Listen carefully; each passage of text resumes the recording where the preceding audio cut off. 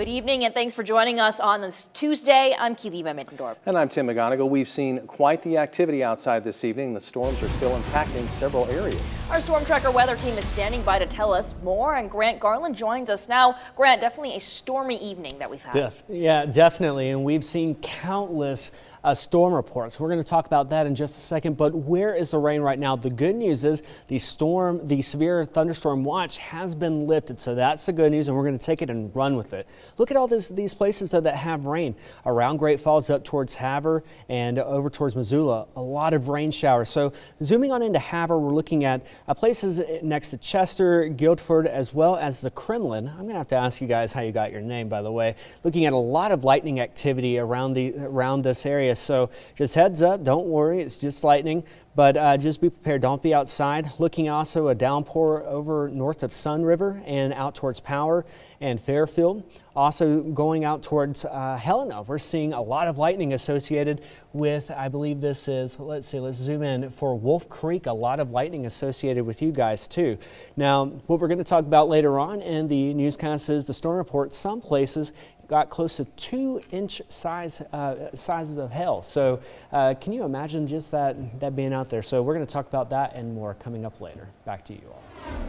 All right, thanks a lot, Grant. Well, Ravalli County health officials announced 6 new cases of COVID-19, the most significant increase in cases in nearly a week. That raises the total number of cases in the state to 476. According to Ravalli County, all the individuals are male. 4 are in their 20s, 2 in their 60s. These 6 cases, along with the 7th in that county, are all connected. Travel is suspected to have played a role. 1 person is hospitalized. 3 additional tests are outstanding that are connected to the investigation.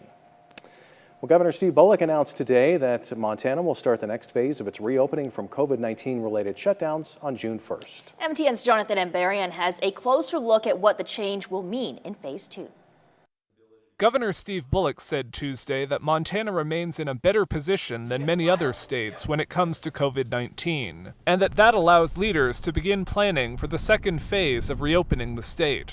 Bullock says phase 2 will start on June 1st, just under 2 weeks away. That means restaurants, bars, breweries, and casinos can operate at 75% capacity, with social distancing still in place. Gatherings of up to 50 people will be allowed instead of 10. Even larger groups may be possible if distancing can be maintained and public health leaders agree. In addition, Bullock announced Montana will lift the 14-day quarantine that has been required for visitors coming from other states. He says the state will employ a robust public health plan in tourist communities, including surveillance testing for COVID-19. Bullock said the success of the reopening will depend on residents and visitors alike continuing to follow health precautions. Look, every step that we take beyond a stay-at-home order and closing down all businesses indeed presents risk of more transmission. I certainly expect out-of-state visitors to take this seriously as Montanans have.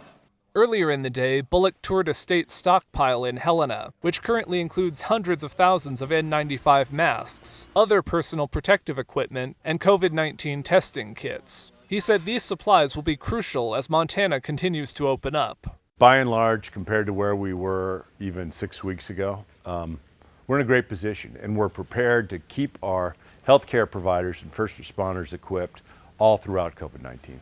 In Helena, Jonathan Ambarian, MTN News. And the governor said the health precautions he's asking all Montanans and visitors to continue doing must be part of a new normal here in the state. Well, coronavirus concerns have claimed another Treasure State tradition. Cascade County commissioners met today and they voted to cancel the 2020 Montana State Fair due to COVID-19. The fair was scheduled to run July 24th through August 1st at Montana Expo Park in Great Falls. County Commissioner Jane Weber says this will help them prepare for a better fair next year. You know, it would be a much changed state fair, and I think we could do better by sprucing up the grounds, sprucing up the buildings, getting some projects accomplished with the taxpayer money so that we're bigger and better next year. The commissioners also suggested planning a smaller event for the community once the governor announces phase 3. Well, it's now easier for small businesses to apply for forgiveness for Paycheck Protection Program loans. On May 15th, the Small Business Administration released the PPP loan forgiveness application, which will allow small businesses to change those loans into grants. Now, guidelines published by the U.S. Department of the Treasury state that loan amounts can be forgiven as long as at least 75% of the funds were used to cover payroll costs. There are a number of rules and guidelines laid out in the application and instruction document, which can be found on the SBA and U.S. Treasury websites. Great Falls Development Authority Senior Vice President Jolene Schalper says that the Small Business Administration had been planning to do this all along. Before the application and instructions came out, though, it wasn't as clear how the process would work. What it does is it lays out the guidelines for exactly how you can take that SBA loan, the PPP loan, and make it forgivable, so a grant. And some of it includes the tracking of expenses. We're recommending that if you haven't already, it would be advisable to make sure that your PPP is in a separate account. Now, the Great Falls Development Authority has small business development coaches and advisors that can help you decide what's best for your business. While many things seem to be at a standstill, the pandemic isn't putting the brakes on car purchases. General Manager at Taylor's Automax, Stan Klaus, says that they've seen steady sales over the past few months. Klaus says they've been able to take advantage of the low interest rates for deals for customers. He says it's also a great time to refinance your auto loan with bank confidence high for the foreseeable future. But inventory uncertainty looms as companies like GMC slowly turn the gears on production capacities. It's really hard to forecast business needs, staffing, budgets, marketing, all of that when you're trying to guess what your sales are going to be, and especially if you don't know you're going to have anything to sell. So we're eagerly anticipating that getting better here shortly. Klaus says they haven't seen as much inventory uncertainty from Nissan. The store furloughed employees back in March, but all have returned. We have more on how the dealership is keeping customers safe in the store and while out test driving a vehicle on our website. Well, as Memorial Day approaches, the countdown to the 100 deadliest days on Montana roadways begins as well. Local and state law enforcement agencies both said they plan on increasing their patrol to ensure people are staying safe out on the road. People can expect an increased presence on the street from law enforcement. We are going to be doing DUI enforcement and actively looking for impaired drivers. We encourage the public to call 911 and advise us if they see any impaired drivers. While Mother Nature may not cooperate with us this weekend, I still suspect that people are going to be out and about. And, we'll plan accordingly. We always offer some extra overtime shifts and have some extra troops out this weekend across the state. And, we'll treat this as a normal Memorial Day weekend. Well, for new moms or moms-to-be, there may be a lot of questions on what to expect at the hospital. MTN's Phoenix O'Connor asked some newly minted experts for advice.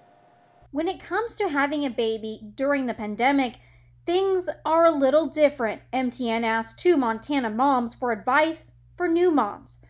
Christina Gavin gave birth to her 4th baby, Lauren Simonich her 2nd. Of course, things were a little different. Restrictions at the hospital.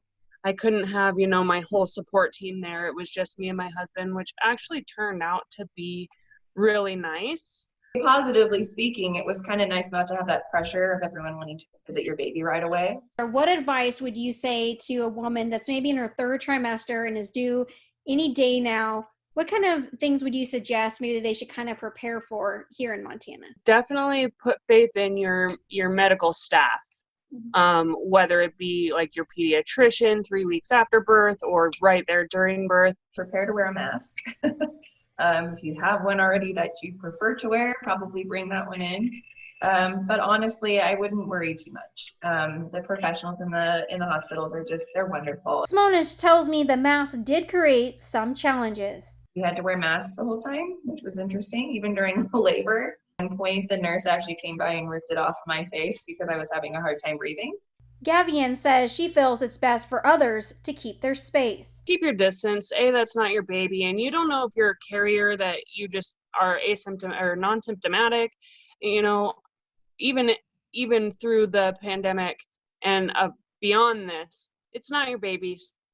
Keep your space. For MTN News, I'm Phoenix O'Connor. Thanks, Phoenix. And when we come back, primary election day is just 2 weeks away. And some big money is pouring into one candidate's campaign. An update from the election trail is next.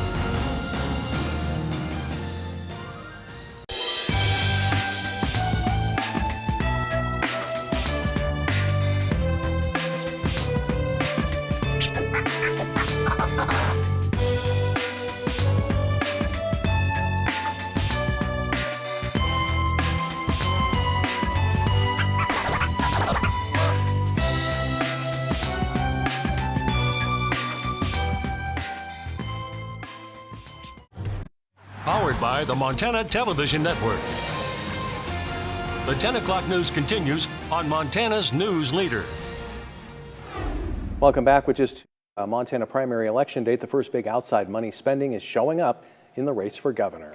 Now, the Washington, D.C. based group Emily's List, which supports women candidates, has bought nearly $700,000 in broadcast and digital ads to support Democrat Whitney Williams. Williams is competing against Lieutenant Governor Mike Cooney in the Democratic primary for governor. The ad, which started airing today, or the ad, which started running today in several urban markets, focused on Williams' opposition to the proposed Black Butte copper mine north of White Sulphur Springs. Emily's List says its independent expenditure arm, Women Vote, has paid for the ads to run until the June 2nd election day. Tonight, MTN's Jay Cohn has the latest on the Democratic battle for the governor's mansion. As of this morning, more than 120,000 Montanans have already voted and mailed back their ballots, so decision time is here. At the top of the Democratic ticket, the governor's race so far has been a light hitting contest, but that's about to change. With the Emily's List Super PAC making a $700,000 ad buy this week in support of Williams, observers take that as a sign the race is tightening. Eric Fever with the Montana Public Employees Association supports Cooney, who he believes has the best chance of winning in November against likely GOP nominee Greg Gianforte. If Williams wins, he believes she'll face a big hill to climb come November. Aaron Murphy with the Montana League of Conservation Voters says both candidates are conservation champions. He's backing Williams, but his organization has not made an endorsement in the race. Every time this state has been traveling in the right direction, Mike Cooney, as a public servant, has been in the cockpit. So his record is very strong. It brings a lot of experience to the table. Whitney Williams, who I should note was our board vice chair before she stepped down to run for this position, also a strong conservation record, and brings a different perspective from a business point of view, and a lot of experience in Montana. So both of those folks, I think, are very strong contenders when it comes to the conservation side of things. Veteran Democratic lawmaker Dave Wanzenreed, himself a past candidate for governor, is backing Cooney. He believes if Williams wins, her ties to Hillary Clinton could become a big distraction and focal point in the November general election. Both Fever and Wanzenreed say the new ad buy for Williams, focusing on her pledge to protect the Smith River, may be too late, especially given the large number of voters who have already cast ballots. Time will tell. Those ballots, by the way, are due back into your local election office no later than June 2nd. In Billings, I'm Jay Cohn reporting for MTN News. The state Republican Party today filed an ethics complaint against Lieutenant Governor Mike Cooney, accusing him of violating state law by taking part in a campaign-related video conference call in his Capitol office. MTN News first reported on the call Monday after obtaining a screenshot of Cooney sitting in the office during the video conference with the Democratic Governors Association. Cooney's campaign says his opponent in the Democratic primary, Whitney Williams, also took part in the April 13th call that discussed the fall campaign against Republicans. They said he used a personal laptop during the call and called it an isolated incident. But the GOP complaint filed with the State Commissioner of Political Practices says Cooney broke the law that forbids any use of public facility to promote a candidate for office. Williams also criticized Cooney today, saying his actions chip away at public trust in government. The Cooney campaign said he conducts all fundraising activities and campaigning from his home or a private office. Well, good news, the severe thunderstorm watch has been lifted. Today's highs in Helena, 70 degrees. Doesn't beat the record set back in 1954 when it was 90 degrees. That was also the year that Jackie Chan was born, one of my favorite actors. Don't go away. I'll have a full look at your storm reports coming up after this break.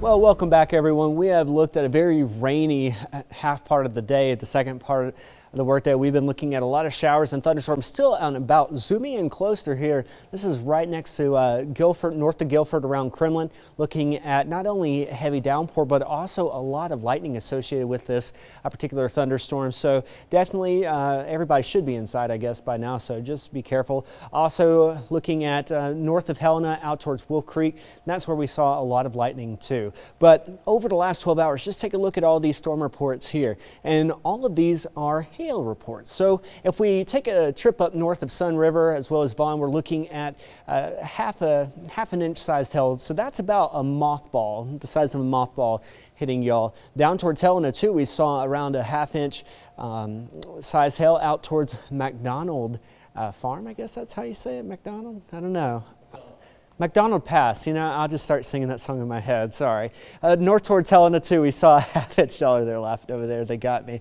Out then towards Lavina, that's where we saw over 1.75 inch sized hail. So that's about the size of a golf ball. And some of y'all could have seen even bigger sized hail. So definitely a big day for a lot of storm reports. Now, as we continue to go throughout the night, we will continue to see, this is around just in about 30 minutes to an hour, we're going to be looking at showers and thunderstorms by 1 a.m. becoming more and more widespread. Notice though that all the activity really stays to the west of Great Falls. Out towards the east, not really seeing anything. Everything will stay a lot drier. Continuing throughout the night, we're going to be looking at a lot of showers and thunderstorms going into tomorrow afternoon.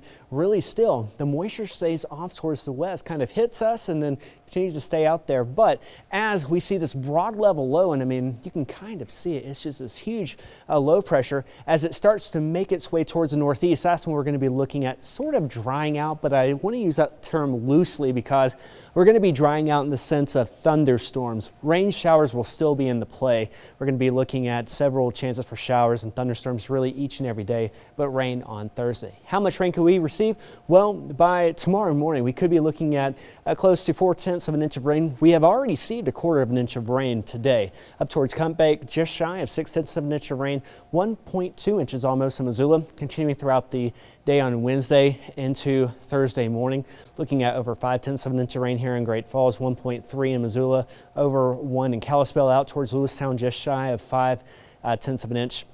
And as we head into Thursday afternoon, could be looking at almost 8/10 of an inch of rain. So if you live close to a river, you want to probably start getting in your mind, okay, what happens if we start to see any flooding? As well as a snowpack, it is primed for melting. 5 to 10 mile per hour wind gusts by really right what we're seeing right now. But as we head into tonight, we could see them picking up 10 to 20 mile an hour winds in Great Falls, 20 to 30 in Cut Bank. Temperatures tonight, 54 degrees in Great Falls, Helena 54 as well, 53 in Lewistown and 67 in Billings. As we head throughout the next several days, keep the umbrella out. We're going to be looking for chances for showers even on Friday. Saturday, looking at showers and thunderstorms. Sunday, partly sunny skies. The Memorial Day hits 72 degrees with mostly cloudy skies. And for our friends in Helena, looking at temperatures also on the dive. Friday, 54 degrees, keeping a good chance for scattered showers and thunderstorms. Back to you. Thanks, Grant. Just ahead, batter up. Weather permitting, there will be baseball in the Treasure State tomorrow night. We'll have a preview.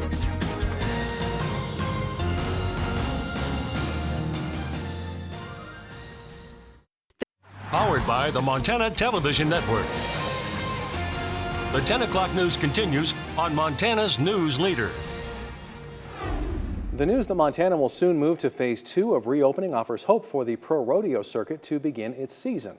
MTN's Tom Wiley explains where things stand for the PRCA after the latest developments in Montana's COVID-19 response. On Monday morning, the future of pro rodeo in Montana looked bleak. 6 of the 33 rodeos on the circuit schedule had already been canceled with very little reprieve in sight, so the organization got proactive.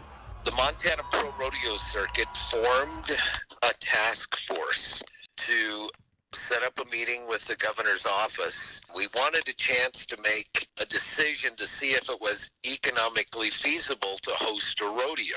That meeting happened Monday afternoon. The task force held a teleconference with representatives from the governor's office and went over the financial impact of canceling rodeo and the proposal in place to hold events with strict sanitation and social distancing guidelines. So the economic impact is great. It's over 20 million, and that doesn't even include county fairs. That's just purely rodeo. The numbers are astounding. It affects well over 350,000 people in the state of Montana. It was originally presumed that holding a rodeo would be impossible until Phase 3, but the task force confirmed that rodeos could move forward in Phase 2 if following the proper guidelines. If that is indeed the case, at least rodeos have some more to chew on, some more to consider. And with both sides focused on public health and safety, there's optimism that Montana's signature summer sport might return in 2020. It's the fabric of Montana. It's what makes Montana, Montana. Tom Wiley, MTN News. And all circuit rodeos in the month of June have already been canceled, so the target date for starting the season is the July 4th weekend. Well, it's official. Baseball is back in Montana. Tomorrow night at 7, the Helena Senators will play host to the Missoula Mavericks in both the teams' first game of the season. It was all smiles at practice today as both players and coaches reveled in the fact that they will officially have a season. Oh, we were all hyped up. We were running. It was actually everyone felt good to run. Everyone was having a good time. Oh, I'm really excited. We didn't even know if we were going to have a season this year. And it's just going to be fun to play. You know, we gave the kids the news yesterday that the county had approved our plan, that we could play games, and yeah, there was just a different air around practice. You know, we've been going for 2 weeks and they haven't had a game in sight, so now that they know that we can play, they're just kind of picked the spirits up a little bit. We'll be right back with a final check of your weather. Well, showers and thunderstorms each and every day. Pretty much have that umbrella with you. Stick it in your coat, in your boot, wherever, just to get it out. We're looking at Helena temperatures, 66 degrees tomorrow. Showers and thunderstorms, windy at times up to on Thursday. It looks to be, though, a dry day on Sunday. Well, a woman put on a hippo costume last week so she could safely hug a loved one at a Virginia nursing home. They came up with this idea of using sterilized suits to allow family members to safely hug each other. And the family member said they've been very cautious about having visitors. They came up with the idea to, and they also use masks and gloves underneath. So keeping it COVID-free, but keeping the love there. Right? Yeah, one happy hippo there. That's all the time we have tonight. Have a great rest of your evening. Good night.